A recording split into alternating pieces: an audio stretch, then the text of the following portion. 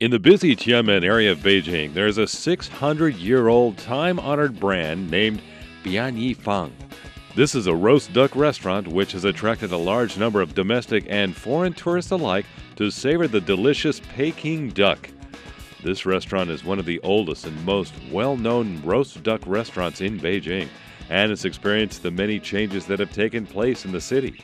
There are two kinds of Beijing roast duck, or Peking duck: the hanging furnace roast duck and braised oven furnace roast duck.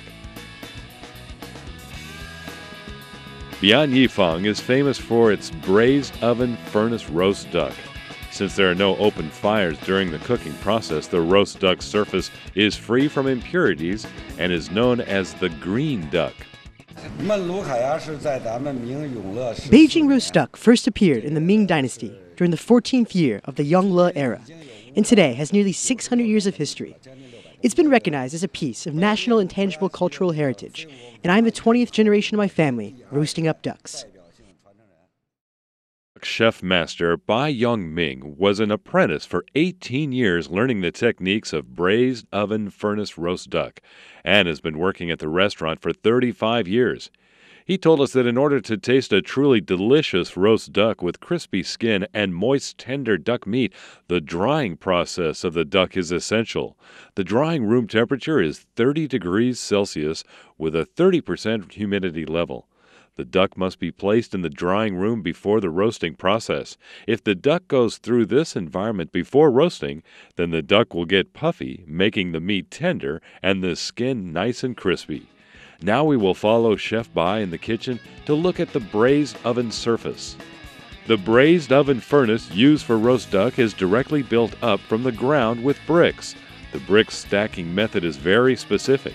The top has 3 layers, the bottom has 4 layers, and in between the top and the bottom are 7 layers. There is a door under the brick wall, and each furnace can roast 5 to 7 ducks each time.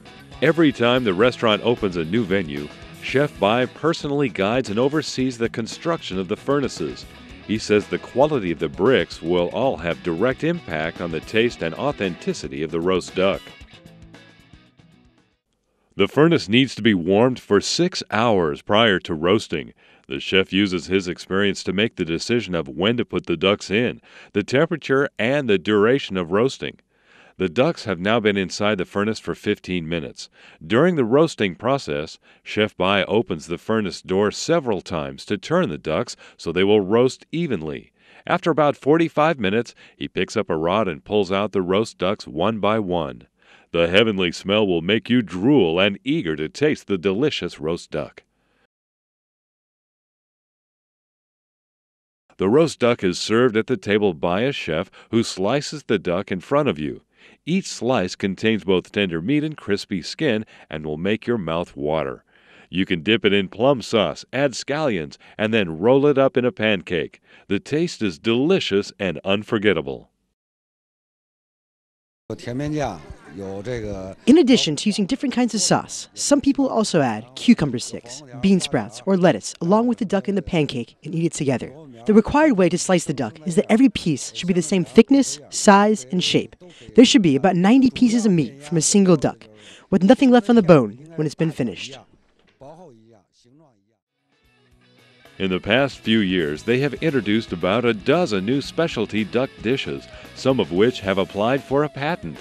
Chef Bai recommends a dish called crispy vegetable duck. This is a dish that meets people's health and dietary requirements and is gaining popularity.